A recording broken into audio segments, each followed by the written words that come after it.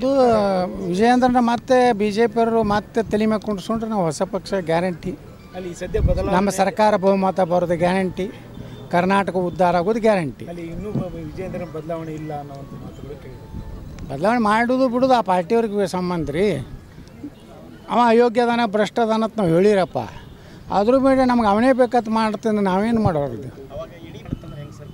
ನೀವು ಯಾಕೆ ಯಾವ ಮಾಧ್ಯಮ ನಿಮ್ಮದು ಚಾನಲ್? ಹಾಂ, ನೀವು ನ್ಯೂಟ್ರಲ್ ಅದಿರಿ ಬಿಡ್ರಿ. ನಿಮ್ಗೆ ಹೇಳ್ತೀನಿ, ಇಡೀ ಕರ್ನಾಟಕದಲ್ಲಿ ಅವನ ನಾಯಕತ್ವ ಯಾರೂ ಒಪ್ಕೋತಾ ಇಲ್ಲ. ಯಾರು ಹೇಳಿದ್ರು ಹೊತ್ತಿಗೆ ಡಿಕ್ಲೇರ್ ಮಾಡಿ ಹೋಗಿತ್ತಿದ್ರಿ. ಇಡೀ ದೇಶನಾಗ ಎಲ್ಲ ಚುನಾವಣೆ ಅದು. ನಾಗಾಲ್ಯಾಂಡು, ಸಿಕ್ಕಿಮು, ಯಾವುದದು ಮಿಜೋರಾಮ ಅಂತ ಬಿ ಜೆ ಪಿ ರಾಜ್ಯಾಧ್ಯಕ್ಷರಾದರು. ಕರ್ನಾಟಕ, ಅದು ದಕ್ಷಿಣ ಭಾರತದಲ್ಲಿ ಬಿ ಜೆ ಪಿಗೆ ಏನಾರೇ ನೆಲೆ ಇರುವಂಥ ರಾಜ್ಯ ಆದರೂ ಕರ್ನಾಟಕ. ಇಲ್ಲಿ ಒಬ್ಬ ರಾಜ್ಯಾಧ್ಯಕ್ಷನ ಆಯ್ಕೆ ಮಾಡಲಿಕ್ಕೆ ಇಟ್ಟು ಗೊಂದಲ ಯಾಕಾಗೈತಂದರೆ, ಎಲ್ಲರೂ ಈ ವ್ಯಕ್ತಿನ ಬೇಡ, ಇವನ ನೇತೃತ್ವಗಳು 30 ಸೀಟು ಬರೋದಿಲ್ಲ. ಅವ್ರ ತಂದೆಗೆ ಅವನ ಮಗ ಎಂಥವ್ ಇದ್ರೂ ಅವನಿಗೆ ಪ್ರೀತಿ ಇರ್ತೈತಿ.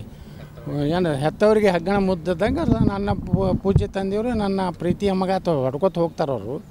ಆದರೆ ರಾಜ್ಯದ ಜನ ತಿರಸ್ಕಾರ ಮಾಡಿದ್ದಾರೆ.